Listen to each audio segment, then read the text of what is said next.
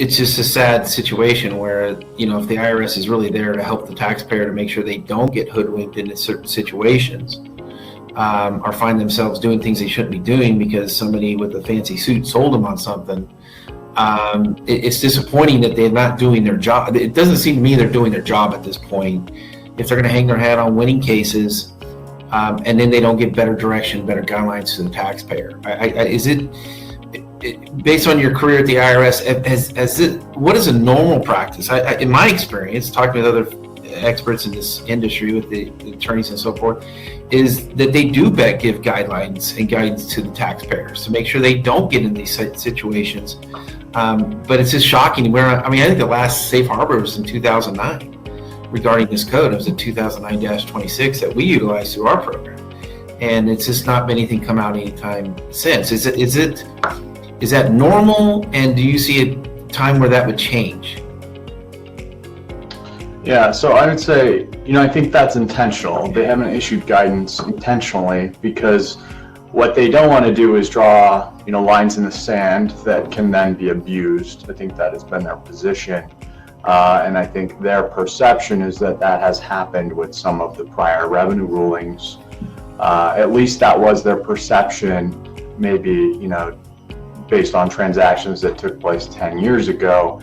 I think the problem we have now is the IRS has had a very aggressive campaign against 831B captives, and they took a position, right, that all captives were bad. That was the perception that we saw, right? But now they have and really they litigated cases and won them, and so if you look at the court opinions, you would believe that narrative. But now that we see the government conceding captive cases in full, right, 831B captives that have gone through this examination, where they have reviewed all of the information and where they were right at the tax court's doorsteps, they've conceded it in full. And so I think the position has changed, and they're going to have to answer to taxpayers, what is a good 831B captive? What does that look like? At least that's what they should do. So I think, in the past, maybe it was more reasonable that they weren't issuing any guidance if they believe them all to be bad. But they've now told us they don't believe them all to be bad because they conceded Puglisi in full.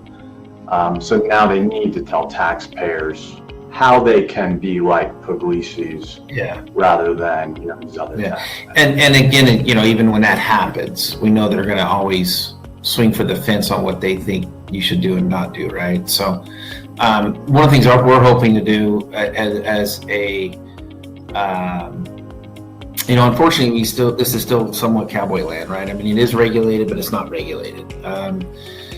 And one of the things we're hoping to do by joining up with some different managers is to start to bring a best practice in place. And I really like to evolve and mature this industry to where we are self-regulating and getting best practices put in and all those, to make sure we are following the guidelines of the IRS, even whatever they may be in the future. Whether we agree with them or disagree with them, time will tell. But one of the things that we're trying to work towards is hearings with Congress, because one of the things that we think the only way we're going to get the IRS to move down the line to help the taxpayer is political pressure.